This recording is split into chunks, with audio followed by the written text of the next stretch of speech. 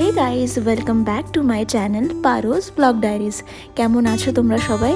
জানি অনেক দিন পর তোমাদের সাথে এইভাবে লং ভিডিওতে আর ভয়েস ওভারে কথা হয়েছে, বাট অ্যাকচুয়ালি কিছু করার ছিল না। মাঝখানে একটু ব্যস্ত হয়ে পড়েছিলাম, বাট কোনো ব্যাপার না, আবারও ফিরে এসেছি লং ভিডিও নিয়ে। কেমন আছো তোমরা সবাই? আই হোপ কি you all guys are doing great. আজকে 8 তারিখ, 8ই জুন। আর এই যে তোমরা সকালবেলায় এই এয়ারপোর্টের ভিউ দেখছো, তার পিছনে কারণটা আই থিঙ্ক তোমরা অলরেডি বুঝতেই পেরে গেছো। আজকে আমি করছি ট্রাভেল দিল্লি এয়ারপোর্ট থেকে কলকাতায়। আজ আবারও প্রায় 3 থেকে 4 মাস পর বাড়ি যাচ্ছি। আর এবার আমি একা না, আমার সাথে এবার দীপও যাচ্ছে। কারণ তোমরা হয়তো অনেকেই জানো যে সামনেই জামাই ষষ্ঠী, তো সেই জামাই ষষ্ঠীর উপলক্ষে এবারে বাড়ি যাওয়াটা। তখন ঘড়িতে টাইম হচ্ছিল প্রায় সকাল 6:45 অথবা 7টা, কারণ আমাদের ফ্লাইট ছিল 8:30-তে। সকালের দিকে ফ্লাইটে ট্রাভেল করতে আমি কোনোদিনই পছন্দ করি না, বাট টাইমের এতটাই লিমিটেশন, টাইম এতই কম যে সকাল বিকেল অতটা কিছু মাথায় রাখলেই চলে না। টাইম পেলেই সেই টাইমটা ইউটিলাইজ করে বেরিয়ে যেতে হয় আর কি, কিছু করার থাকে না। কারণ আগের দিন সন্ধ্যেবেলাও আমরা ট্রাভেল করতে পারিনি, কারণ অফিস ছিল ফ্রাইডে নাইটে। তো আজকে সকাল ছাড়া আর কোনো চান্সই ছিল না ট্রাভেল করার। আর যেহেতু এত সকালে ফ্লাইট ছিল, মানে 8:30-তে, সেই অনুযায়ী বাড়ি থেকেও আমাদের যেতে হয়েছিল অনেকটাই সকালে। ওই অলমোস্ট 5:30 থেকে 5:45-র মধ্যে আমরা বেরিয়ে গেছিলাম। আর আজকে সকালে অদ্ভুতভাবে আমার কোনো অ্যালার্মেরও দরকার পড়েনি, কারণ বাড়ি যাওয়ার সময় সবসময় একটা আলাদা এক্সাইটমেন্ট কাজ করে। অন্য দিন যখন অফিস যাই তখন অ্যালার্ম বেজে যায়, 2-3 বার বেজে যায়, তাও ঘুম ভাঙে না। বাট আজকে এতটাই এক্সাইটমেন্ট কাজ করছিল যে সকাল 5টার সময় বা তারও আগে ঘুম থেকে উঠে নিজেই বসেছিলাম। তোমরা যারা আমার ভিডিও দেখো, তাদের মধ্যে যারা প্রবাসে থাকো, ওয়েস্ট বেঙ্গলের বাইরে অথবা দেশের বাইরে থাকো, তারা নিশ্চয়ই আমার এই ফিলিংসটাকে রিলেট করতে পারবে। তো নর্মাল যে এয়ারপোর্টের প্রসেস থাকে সেগুলো আমরা কমপ্লিট করে নিয়েছিলাম, সেগুলোর আলাদা করে কিছু বললাম না। তো প্রসেস কমপ্লিট করে নেওয়ার পর আমরা ডিরেক্ট চলে গেছিলাম অ্যাপোলো ফার্মেসিতে। ওখানে একটা আই ড্রপ নেওয়ার দরকার ছিল। দীপের চোখে কয়েকদিন ধরে একটু ড্রাইনেসের সমস্যা আসছে, সেই জন্য একটা মেডিসিন নিয়েই নিলাম। আর যেহেতু ফ্লাইটের টাইম হিসেবে বাড়ি থেকে অনেক সকাল সকাল বেরিয়ে গেছিলাম, সেহেতু কিছু একটা খেয়ে আসা হয়নি বাড়ি থেকে। তো আমরা এখানে দেখছিলাম যে যেহেতু এখন টাইম অনেকটাই আছে বাকি, তো কিছু একটা খাওয়া যাক, তাই জন্য আমরা চলে গিয়েছিলাম পিৎজা বার্গারের দোকানে।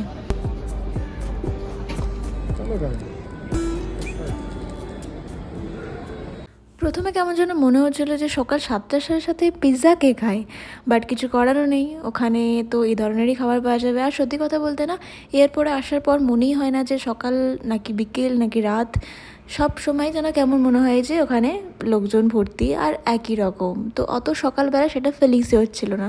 যথারীতি আমরা বাসে করে পৌঁছে গেছি আমাদের উড়ানের সামনে, আর এখন বোর্ডিংয়ের টাইম।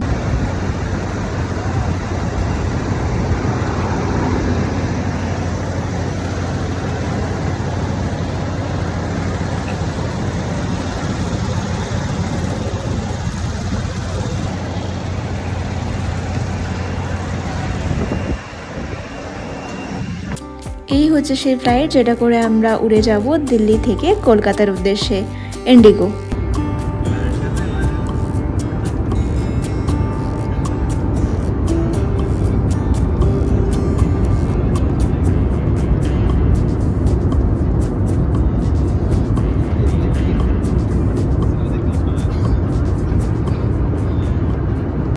ফ্লাইট টেক অফ করে নিয়েছে, আর এই দেখা যাচ্ছে জানলাটা দিয়ে পুরো দিল্লির ভিউটা। আমরা বেশি দিনের জন্য বাড়ি যাচ্ছি না, 1 সপ্তাহ 8 দিনের মতো টাইম নিয়ে যাচ্ছি আর কি। বাট এই একটা সপ্তাহ না খুব ইজিলি, খুব তাড়াতাড়ি কেটে যায়।